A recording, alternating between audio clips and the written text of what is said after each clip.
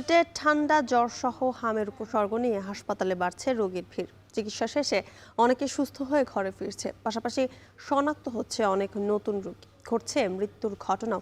বিস্তারিত জানাতে সিলেট থেকে যুক্ত হচ্ছেন সহকর্মী গুলজার আহমেদ। গুলজার, সিলেটে হামের সংক্রমণ ও মৃত্যুর হার কমছে কিনা?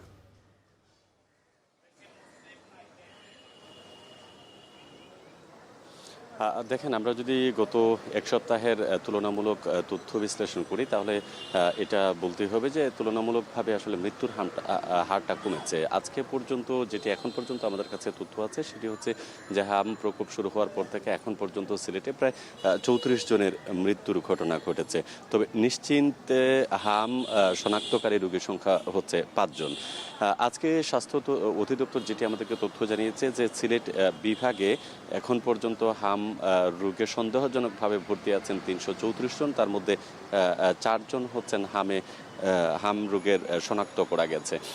আজকে সিলেটের যে শহীদ শামসুদ্দিন মেডিকেল হাসপাতাল, এখানে মূলত এখন পর্যন্ত প্রায় 93 জন রোগী ভর্তি রয়েছেন এবং অন্যান্য হাসপাতালে আরও প্রায় 20 জনের মতো রয়েছেন। তো 113 জন হচ্ছে সিলেট জেলার মধ্যে চিকিৎসা নিচ্ছেন, আর বাকি যে রোগীরা আছে তারা বিভিন্ন জেলার, বিশেষ করে সুনামগঞ্জ, মৌলভীবাজার এবং হবিগঞ্জের বিভিন্ন হাসপাতালে তারা চিকিৎসাধীন নিচ্ছেন। স্বাস্থ্য অধিদপ্তর আমাদেরকে আজকে যে তথ্যটি জানিয়েছে সেটি হচ্ছে যে বিগত কয়েকদিনের তুলনায় রোগীর যে হার সেটি মূলত কমে আসছে, তবে এটি ধীরে ধীরে আরও উন্নতি হবে এমনটাই কিন্তু তারা আমাদেরকে তথ্য নিশ্চিত করেছেন। গত 24 ঘন্টায় মৃত্যুর যে সংখ্যা বা সার্বিক যে তথ্য এটি এখন পর্যন্ত স্বাস্থ্য অধিদপ্তর আমাদেরকে দেয়নি এবং তারা বলছে 11টার দিকে হয়তো এই তথ্যটুকু আপডেট আসতে পারে। সেক্ষেত্রে আমরা দেখেছি যে বিগত কয়েকদিনের তুলনামূলকভাবে আসলে হামের রোগীর সংখ্যা কিছুটা কমেছে।